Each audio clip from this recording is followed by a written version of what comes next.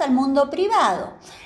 Un mundo privado que va a influenciar en un tipo de vivienda que se va a encontrar, en donde vamos a encontrar gran cantidad de pinturas, las famosas pinturas estilos pompeyanos, pero el típico esquema itálico, la domus familiar, ¿no? La domus familiar, que implica una sola planta, era una vivienda, que estaba más que nada organizada hacia el interior, alrededor de un espacio central. Ese espacio central se va a llamar atrium. Generalmente estaba descubierto, con una zona más profunda que el nivel del piso, que se conectaba a una cisterna situada debajo, y este espacio central albergaba el santuario de los dioses de la casa. Los bustos que retrataban al propietario, a sus antepasados, ¿recuerda? Bien, teníamos un vestíbulo de entrada, y de ahí se llegaba al atrium y luego a la habitación principal o tablinum. Ahí, pues, ¿no? Fíjense que hay como una línea que estaba abierta luego a un jardín posterior. Se disponía así esa línea recta. Este eje generaba un eje de luces y sombras que iban alternándose y estaba flanqueado, o sea, alrededor había habitaciones que se ordenaban en forma simétrica. Aquí lo que puede verse como tendencias romanas es un sentimiento a la introversión, ¿no? A esa composición reglamentada, ¿no? Que distingue los distintos espacios. Y luego, bueno, de la tradición helenística, esta idea del peristilo, de ese recipiente de agua en el atrium, que recuerda esta tradición que ya veníamos viendo de influencia helenística, diríamos. Y ese sector del atrium, ¿no? El impluvium, en donde van a estar generalmente 4 columnas de inspiración helénica, generalmente entre dóricas y jónicas, ahí combinaban los distintos estilos. Luego, bueno, obviamente una especie como de jardín muy colorido, muy vinculado a esta idea de verde y de imagen bucólica, podríamos decir. Una característica de estas viviendas que empiezan a ir desarrollándose, y una fue esta idea de que con la ampliación de la población empieza a ser necesario también ampliar los usos de estas viviendas. Ya no podían ser estos solares tan amplios para estas viviendas a cargo de los paterfamilias, ¿no? Entonces se puede ver en Pompeya, pero también en Ostia, también. Es decir, estamos hablando de este pasado romano, que tiene que ver con la taberna, la tabernae, ¿no? Que se va a abrir un espacio en la vivienda y va a permitir también el uso de la planta baja para mercado, y las primeras tabernas, que se daban los distintos servicios. Allí hay una imagen de una taberna en Pompeya. Estábamos, y por el otro lado, ¿por qué dije planta baja? Porque hasta acá veníamos que la domus tenía un solo piso, pero hay mucha gente que quiere vivir en el mismo espacio, la gente crece, la ciudad no crece. ¿Qué empieza a pasar? ¿Y para dónde nos vamos? Nos vamos para arriba. Entonces esta tradición va a originar otro modelo de vivienda, que es la ínsula, que se va a desarrollar en especial en Roma, ¿no? La primera mitad del siglo I a.C., ya se había transformado Roma en una ciudad de vivienda de varios pisos, ¿no? No había un buen transporte, la población era enorme. Piensen que Roma se calcula que pudo haber alcanzado 1 millón de habitantes a final del siglo.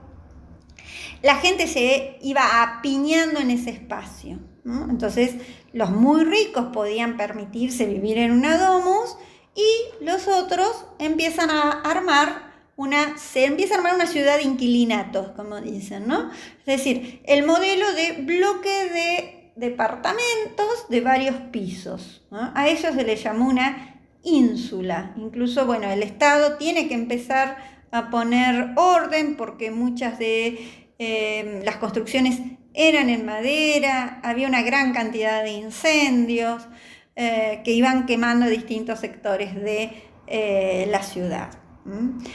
Se van a hacer, ahí hay una maqueta, una imagen de la maqueta de Ostia, y estos bloques de departamentos, ¿no? que se van reconstruyendo. Ahí se puede ver los distintos usos que se le da. Entonces, y la planta baja generalmente se la dejaba para el comercio, en tanto que las plantas altas quedaban para viviendas. El exterior generalmente estaba estucado y pintado.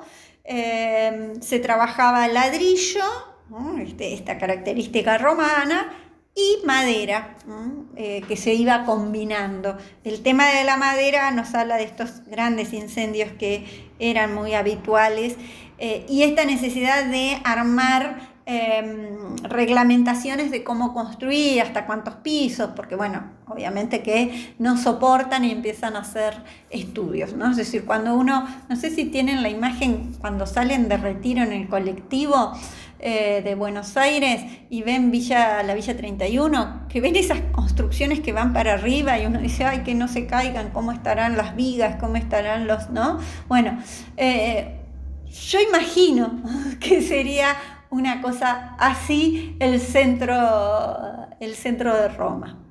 Para concluir ya con la última tipología, podríamos decir, de viviendas urbanas, bueno, no sería urbana, sería semiurbana, que va a estar en ese espacio intermedio entre el centro de la ciudad y el campo, ¿no?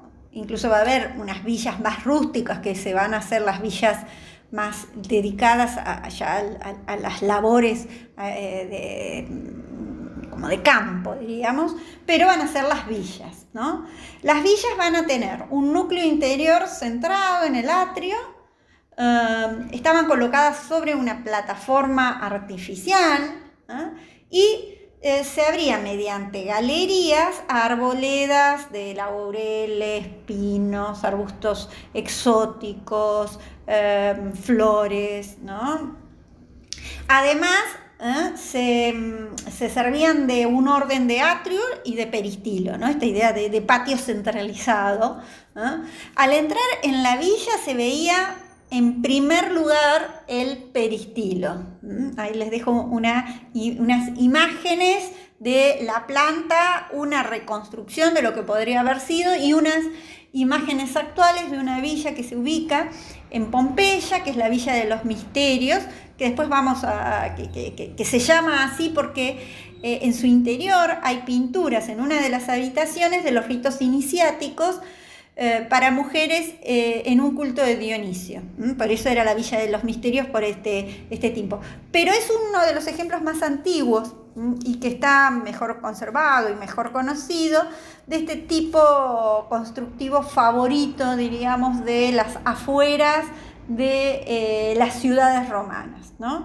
Si bien tuvo muchas remodelaciones, se puede ver ese eje longitudinal que comenzaba en la entrada, corría por el peristilo, el atrium, el tablinum, culminaba en una gran exedra desde la que se podía contemplar una hermosa vista de la costa, del mar. La práctica de determinar este movimiento longitudinal a través de un espacio en una sola habitación, esta idea de sala como si hubiera un ábside, ¿no? O de una secuencia lineal y una curva final. Es muy romana esto que veníamos diciendo.